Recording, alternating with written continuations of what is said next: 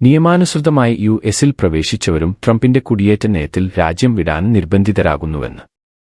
നിയമപരമായി അമേരിക്കയിൽ പ്രവേശിച്ച നിരവധി കുടിയേറ്റക്കാരിൽ നിയമപരമായ സ്ഥിര താമസക്കാരാകുമ്പോൾ തന്നെ രാജ്യം വിടാൻ നിർബന്ധിതരാകാൻ സാധ്യതയുള്ള ട്രംപ് ഭരണകൂട മെമ്മോയെ ഒരു സുവിശേഷ മനുഷ്യാവകാശ സംഘടന അപലപിച്ചു. യു.എസിൽ അഭയാർത്ഥികളെ പുനരധിവസിപ്പിക്കാൻ അധികാരമുള്ള ക്രിസ്ത്യൻ മനുഷ്യാവകാശ സംഘടനയായ വേൾഡ് റിലീഫ് യു.എസ്.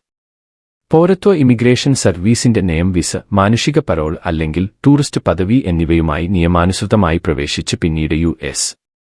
പൗരനായ പങ്കാളി, മാതാപിതാക്കൾ അല്ലെങ്കിൽ മുതിർന്ന കുട്ടി എന്നിവയിലൂടെ ഗ്രീൻ കാർഡിന് അർഹത നേടിയ ആളുകളെ ബാധിക്കുമെന്നു പറഞ്ഞു. കുടുംബങ്ങളിൽ വിനാശകരമായ പ്രത്യാഘാതങ്ങൾ ഉണ്ടാക്കും എന്നും ഭർത്താക്കന്മാരെ ഭാര്യമാരിൽ നിന്നും കുട്ടികളെ മാതാപിതാക്കളിൽ നിന്നും വേർപെടുത്തുമെന്നും ആണ് ഗ്രീൻ കാർഡിനുള്ള നിയമപരമായ ആവശ്യകതകൾ നിറവേറ്റുന്ന ആളുകളെ ഈ നിയമം ബാധിക്കുന്നുവെന്നും പറഞ്ഞു.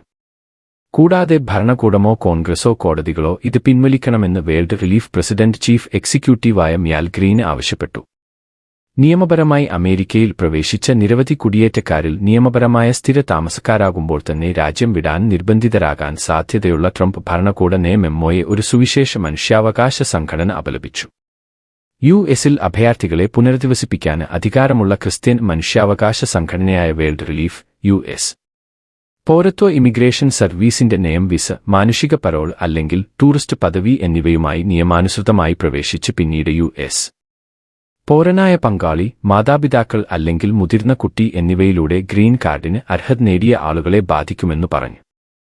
കുടുംബങ്ങളിൽ വിനാശകരമായ പ്രത്യാഘാതങ്ങൾ ഉണ്ടാക്കും എന്നും ഭർത്താക്കന്മാരെ ഭാര്യമാരിൽ നിന്നും കുട്ടികളെ മാതാപിതാക്കളിൽ നിന്നും വേർപെടുത്തുമെന്നും ആണ് ഗ്രീൻ കാർഡിനുള്ള നിയമപരമായ ആവശ്യകതകൾ നിറവേറ്റുന്ന ആളുകളെ ഈ നിയമം ബാധിക്കുന്നുവെന്നും പറഞ്ഞു.